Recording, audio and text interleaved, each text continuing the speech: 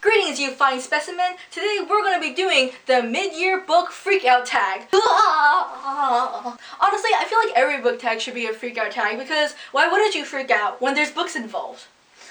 This book tag was made by Chammy from Read Like Wildfire and Ellie from Ellie Jane. And I was tagged by nobody. No, scratch that.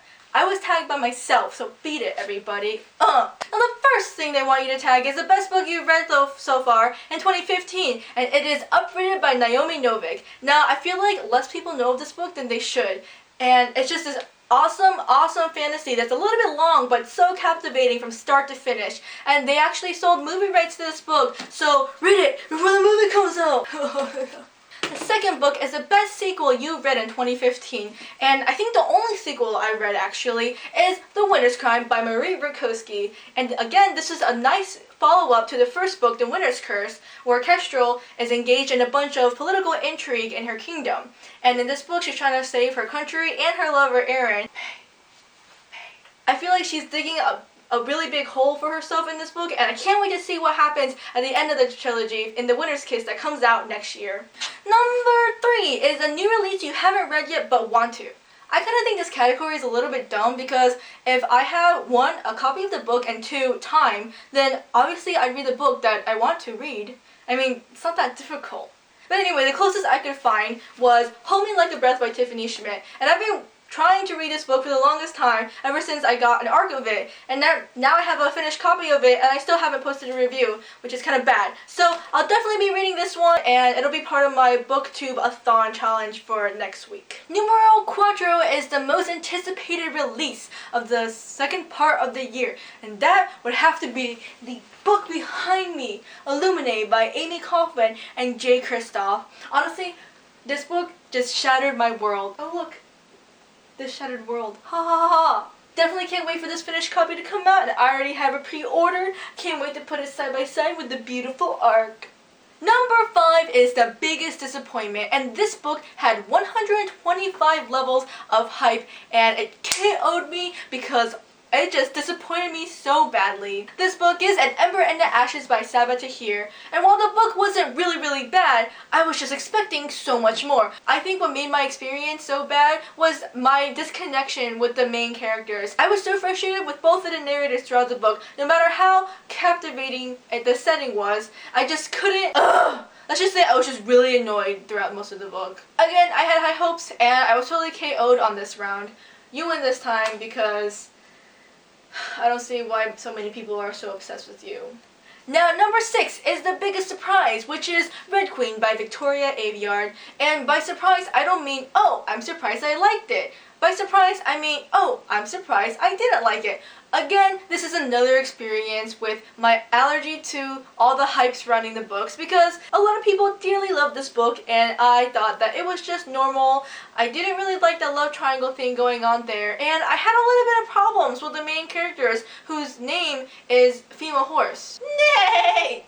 No, seriously, her name is Mare. Although I didn't like it as much as other people did, I do want to read the next books of the trilogy because it is pretty interesting and I want to see how it's going. It didn't put me off so bad like number 5, but it's something that I thought that I would really like, and it ended up being surprising that I didn't like as much. For number 7, we have your favorite new author, and that would be Aisha Saeed, who wrote her debut book, Written in the Stars. And this book, it spoke to me on an emotional level, okay? The main character, Naila, her parents are traditional Pakistani parents, and they're very hardcore in their traditional ways, and I can kind of understand coming from a traditional Chinese family. My mom is a tiger mom, but Naila, her experiences are definitely worse than mine. Her parents are really intense, and I enjoyed how the author explored this totally new world that I don't think many readers have read before. And she's actually one of the co-founders of the We Need Diverse Books campaign, which I love her for because, seriously, we do need diverse books. I'll definitely be on the lookout for more books from Aisha Saeed.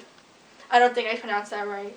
Number 8 is newest fictional crush, and that is Renee from Brooke by Sharon Cameron. In this book, we're taken into a post-apocalyptic world during the French Revolution. Like the French can't stand having another revolution. Renee is the fiance of the main character, and in the beginning of the book, he seems like some dim-witted kind of guy that doesn't really know what's going on. He's just really silly and foolish. But He is much more than that. His character is much more complex than that, and he plays a really big role in the book, and he's just really swoon-worthy. The romance itself is sizzling hot, and can we just talk about how Renee is a redhead? Like, in my opinion, I think we need more redheaded characters in books, especially guys. Ugh. Following up on that is number 9, which is newest fictional character, and that would have to be Khalid from The Wrath and the Dawn by Renee Ahdieh. Khalid is the caliph or king of the kingdom that this book takes place in. Basically, in the book, every night or so he'll marry a new book and he'll end up killing them. The main character becomes one of his new brides, and she, throughout the book, unravels the story of how he became what he is and why he does the things he does. Can we just talk about the guy in a scimitar? Honestly, he could totally be my number 7, newest fictional crush too, but I'm going with both of them. They're both really awesome guys that I can't wait to read more about. Number 10 is Book That Made You Cry. And the beginning of this year, I was hit hard in the heart by All the Right Places by Jennifer Niven. Or Niven, I don't know which one. Basically, in this book, it deals with mental illnesses, and the main characters meet each other on the top of a clock tower ledge. This is the kind of book that you read the blurb and you kind of expect what's going to happen in the end. And that's what happened to me, and what I expected was going to happen did happen, but the author writes it in such a way that the execution still pulls on my heartstrings and manages to make me feel all the feels, even though I knew what was going to come in the end. I'm just gonna put this back in. Let's not talk about that. Number 11 is on the other side of the spectrum for a book that made you happy. And this would have to be Simon versus the Homo Sapiens Agenda by Becky Albertalli. This book was a very, very cute and light contemporary read that deals with the main character Simon and his coming out as homosexual. Simon's voice in this book is so down to earth and relatable that every other page I was just smiling and going like, oh my gosh, same. Number 12 is favorite book to film adaptation that you saw this year. And honestly, I'm not a big fan of book to film adaptations. I'm really behind on watching the Hunger Games movies and the Divergent movies. And I just don't see a point of going to the theaters and watching 2.5 hours of something that you could be reading. And chances are it would be better. But I have to say that in the beginning of this year, I finally watched The Fault in Our Stars by John Green. And I really enjoyed it. I actually really liked the movie. I cried when I watched the movie, and surprisingly, I didn't cry when reading the book. So maybe that does say something about book to film adaptations. Number 13 is favorite review you've written this year. When I first saw this tag, I was like, ew. Because I don't really like my reviews, even though they're my own opinions, which is kind of sad. But I think it just has to deal with a deep insecurity I have that no one cares about what I say. Anyway, if I had to choose one review, it would be my review of Crimson Bound by Rosamund Hodge. This book was really dark and really intense, so I guess my review I enjoyed because it was really atmospheric of the book, and I inserted really dark and intense gifts that were way cool and way scary and chilly and morbid. I'll leave a link to my pitiful excuse of a review down below in the descriptions. As you can see, self-deprecation is my best friend. If you've been keeping track, number 14 is the most beautiful book you've bought so far this year, and it is The Girl at Midnight by Melissa Gray. First of all, look at the cover. It's purple. That's already plus 100 points in favor towards it. Second of all, the design and the whole glowy thing is really eye-catching. It looks like something to do with magic, which is good because the book is about magic.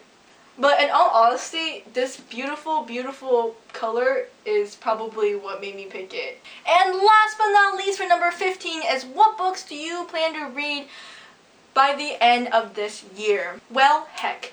Apologies in advance for mispronouncing author or title names because I'm going to go through this like a blast. The Immortal Heights by Sherry Thomas, Walk on Earth a Stranger by Ray Carson, Their Fractured Light by Amy Kaufman and Megan Spooner, Reawakened by Colleen Hawke, The Weight of Feathers by Anna Marie McLemmer, The Uninvited by Kat Winters, Dreamstrider by Lindsay Smith, Hunter by Mercedes Lackey, Menagerie by Rachel Vincent, The Sword of Summer by Rick Riordan, Inherit the Stars by Tessa Elwood, Six of Crows by Leigh Bardugo, The Rose Society by Marie Lu, The Anatomical Shape of a Heart by Jane Bennett, And finally, Vengeance Road by Aaron Bowman. That is just one small section of my to-be-read pile. Those are all books that come out in the second part of the year. So I want to know what books you guys have been freaking about this past year. Leave a comments below so we can freak out about them together.